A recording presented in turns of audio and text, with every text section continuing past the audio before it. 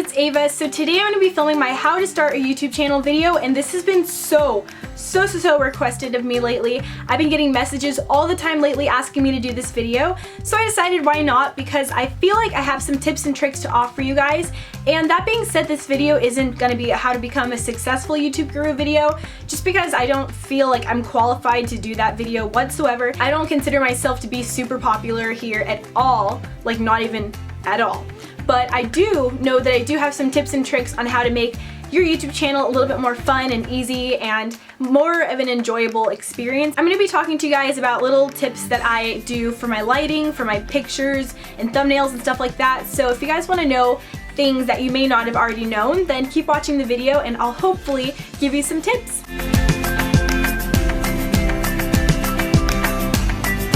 So first, let's talk about thumbnails. So a big question that I get is, how do I make my thumbnails? I use the website picmonkey.com. I've been using that website ever since I was maybe like a sophomore in high school, and I use it for editing prom photos and Facebook photos, and I also use it just for editing random daily photos. But it's really good, I figured out, for YouTube thumbnails, just because you can kind of scale it to what size you want. So what I do is I may find, like, say I'm doing a collage for a fashion video and I want a couple outfits to be like kind of in a little collage. What I do is go on picmonkey.com and I click the collage button. I just drop my photos in there, and it's super easy to kind of like figure from there. But yeah, picmonkey.com, I'll link that down below. That is like my all-time go-to place to go. It's $4.99 a month for the premium features, but to me I feel like it's worth it because I, have a job, and it's worth it to me to pay for that so that I can get more editing quality stuff, so that I can kind of erase wrinkles from somebody's face or blemishes, acne control. You guys can play around with the lighting a lot more with the $4.99 a month thing, but of course you can also use it for free. So now people may be asking, how do I make a banner? Because I know a huge problem that people have is getting banners to fit within their region. I also use picmonkey.com for that, but a lot of people may be asking, like, I edit a nice banner and it never fits. One of my really insider tips that maybe some people know and do, but I don't feel like anybody really does this, is I use a screenshot function on my MacBook, and they have it on PCs, it's not just a MacBook. So you go on your screenshot button, and what you're gonna do is screenshot somebody else's channel. So you guys can use mine, you guys can use your own channel actually, but all you have to do is click on someone's channel, take the screenshot button, and make sure you use the selective screenshot button because it'll make it a lot easier. And what you do is you're going to drag the screenshot from the top of your channel all the way down to the bottom of your channel, and don't include your bottom computer stuff, just end it right before that. And then you're going to go onto picmonkey.com, and then you basically have a YouTube layout, because that is like the sizing of your YouTube channel. So if you do take somebody else's kind of layout, which is the exact same as yours, it's really nothing that special. Just remember to go on picmonkey.com and use the draw feature to draw completely white all over their banner, or not their banner, but their whole YouTube profile, because if you don't, then that's kind of like stealing, and you have to find a way to get their name out of the banner anyway. So just draw over it with white, and then you guys should be good to go to decorate it and add words however you want it. So that's how I make my banner fit. It also becomes a lot easier if you have the new channel, because then you only have to screenshot the little tiny banner part that's like this small, and it's not that hard to figure out where to put everything, because that is the direct dimensions of the channel. I hope that made sense. But just know that if you're trying to find a banner that fits, just screenshot someone else's YouTube channel page and that should be able to fit. So now let's talk about what you should have on your channel to have people actually stay on your channel and maybe possibly subscribe. One of the biggest things that I feel like somebody has to have on their YouTube channel is a video playing immediately. That's like the greatest thing you can do for your channel if you're just starting out. If you have a lot of subscribers, it's not that important, but I still feel like it's really important. So say you go to my channel and you click on it, instantly a video will start playing, and that's what you guys want to happen. When somebody comes to your YouTube channel and they don't even know you, they've never heard of you before, and they have the opportunity to subscribe to you, and then they click on your channel and all they see are tiny little thumbnails all the way down to the bottom, and it's just like unorganized and kind of gross, and it's not organized at all. Then they're gonna have to stop and think and choose what kind of video they want to click on, and then they'll be like scrolling through your videos, and they probably won't end up clicking on any video, they'll just leave your channel. So it's more likely that they're gonna subscribe to you because they already took out the part that they have to pick and do work on your channel versus just having you do the work for them and having them just enjoy your channel. So you can change the setting by going into your channel settings and click on featured video. So you click on that check mark, and then you can choose an uploaded video that you just recently did, so it'd be like your first video, or you can pick a video that's like your best one that you're most proud of to play. So it's really good to have a video playing automatically. And also this is going to really help because not only does that video view count to them watching your video on your channel, it also counts that video as a whole. So basically you're getting like free video views off of people clicking on your channel. So when people click on your channel, it's also going to benefit that video. So for lighting, I just use natural lighting. I don't have studio lights yet or anything. I just use my window, and one of the big tips that I have is sometimes I'll get the urge to film really late at night, and I don't film. It's just simple as that. I really get ideas in the middle of the night to film, and I want to be like, oh, it's like 10 o'clock p.m. I have a video idea, I'm gonna film. But just know that that video quality, if you don't have studio lights or if you don't have good lighting, it's gonna turn out really crappy. And you, when you're starting your YouTube channel, want to put every video the best video it could be. So I know for a fact that the video you film at 10 o'clock at night, you can film in 4 o'clock in the afternoon the next day, and that video, just because the lighting is better, is going to do way better on YouTube. So if you're a person that can only film at night, one thing that I really recommend is a white light. I have one back there, and the cool thing about that is that it saves you a lot of money from buying studio lights. That is basically the exact same thing as a studio light, just in a lamp version. The only thing that's different with a studio light is that it has a shady kind of cover over it, so the lighting isn't as harsh on your face. But if I were to turn that light on and film in front of it, it would just look like natural lighting. So that's a little tip to save your money. If you can only film at night, I would just go to Target and get a white light bulb and then just put it into your regular lamp, face lamp on your face, drop a sheet over it, and there you go. You have a studio light for basically nothing. Now let's talk about video quality. This is something really important. Everyone in these types of videos says like, oh, if you want to be successful, you cannot film on a webcam. If you want to be successful and you want people to watch your videos, you have to have an HD camera. And then they always say the same thing where it's like, it doesn't have to be an HD camera, but it just has to be a good camera. So that is totally not true. Don't let anybody tell you that. A ton of people who film on their webcams become successful. Glass Slipper Beauty filmed on a really, really weird webcam for like the longest time, and she became really successful.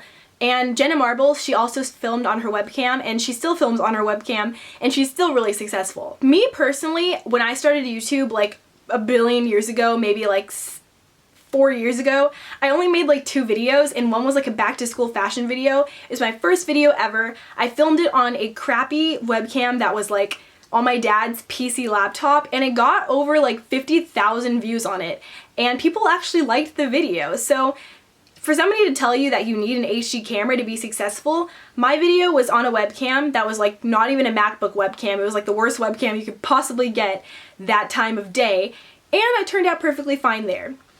So one tip that I have for YouTube is to always make YouTube friends. I get a lot of questions that are like, oh, how do I get tagged in videos? A great way to get tagged in videos is to just be present on YouTube. You have to make friends on YouTube. You have to be present with YouTube, because then you get somebody to talk to. It's like so important to have a friend to talk to.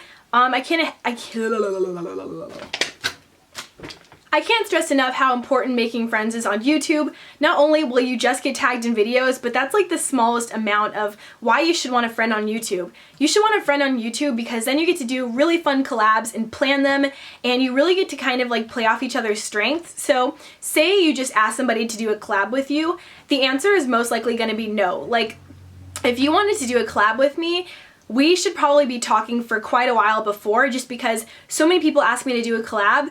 I have a better chance picking one of my really close YouTube friends because I'm interested in doing a collab with them, because I already know them. I text them all the time. We send each other pictures back and forth. That's the kind of relationship that I would want a person to do a collab with me with, because then I trust them. I've done collabs with girls that I did not even know, just to be, you know, not saying no, and their collabs don't even go up on YouTube. And then here I am giving them shout outs and everything, and their video never even goes up. So it's really good having a YouTube friend or multiple YouTube friends. The more the better, because then you have more networking connections. You know a ton of different people in totally different states. You have friends to talk to, you get to do tags with them, collabs with them, and it's just a lot easier to trust somebody that way. Also, when you grow in YouTube, eventually you're probably going to meet them if you get big or whatever. So it's really nice to actually establish connections with people just in case you're in town for something and you guys want to meet up. Like, I know Perpetual X Beauty is moving to California really soon for summer, and she's going to school here,